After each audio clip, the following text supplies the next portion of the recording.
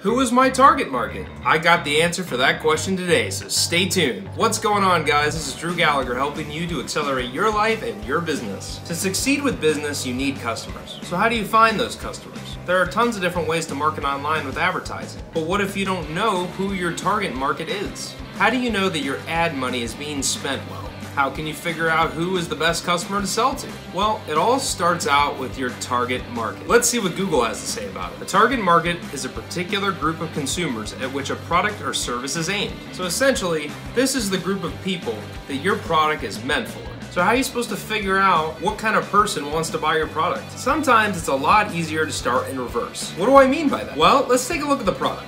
Let's say you're trying to sell a blender. You might wonder what kind of person would want to buy a blender. So you got to start with the product. What is the blender used for? Typically, a lot of people use a blender to make smoothies. You can also use it to make frozen desserts and sauces. So now that you know the use cases and what the actual results are of using the blender, you can figure out, well, what kinds of people like to make sauces and frozen desserts and smoothies. Let's just start with smoothies. A smoothie contains fruit products. Usually you just take a bunch of fruits that mesh well together, you turn on the blender, you spin it around, you pour it out, and voila!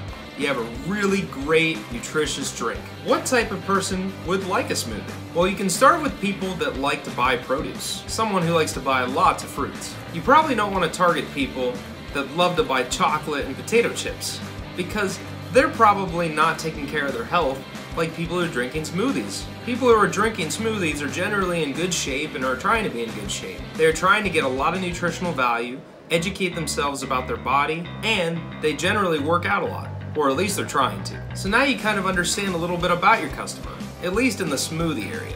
Then you could break that down even further. Where do you want to sell your product? If it's in the United States, you'd focus there. Then from there, you'd want to figure out where are the most people that are really into fitness and making smoothies. You could look up different gyms, fitness organizations, CrossFit competitions, rec centers, yoga classes, basically anywhere where anybody is trying to get fit and might want to have a smoothie. Then you would want to identify influencers in that space. Are there people on Instagram that are posting about smoothies? Are there people that are fitness trainers recommending products like smoothies? What about smoothie brands? The list goes on and on and on. You can take a very simple product like a blender and you can reverse engineer it backwards to think about what all goes into it and what types of people would want it. You could also factor in your price point, which is really important. If you're selling a very expensive blender with lots of gadgets, you don't want to go after a college student that doesn't really have much money, or a kid. Maybe you want to go for a working professional mother, or a father that likes to work out. You can also go after people that love to shop for the most nutritious foods, and those brands. By taking a product and working backwards, you can truly figure out who your best consumer is.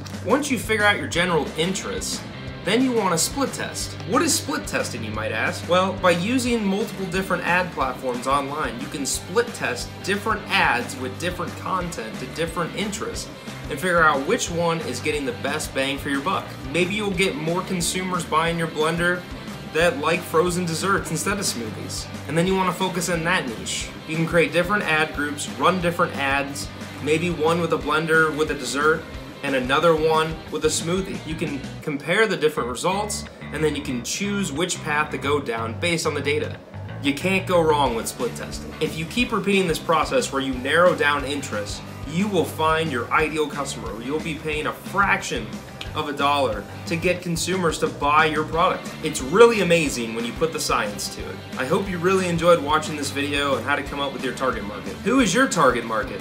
Let me know down in the comments below. Peace out. Hey, thank you so much for watching my video. I really appreciate it. If you liked the content in this video and want to see more videos like this, please click the subscribe button. Make sure to click the little bell icon and turn on all notifications so when I come out with new content, you'll be notified.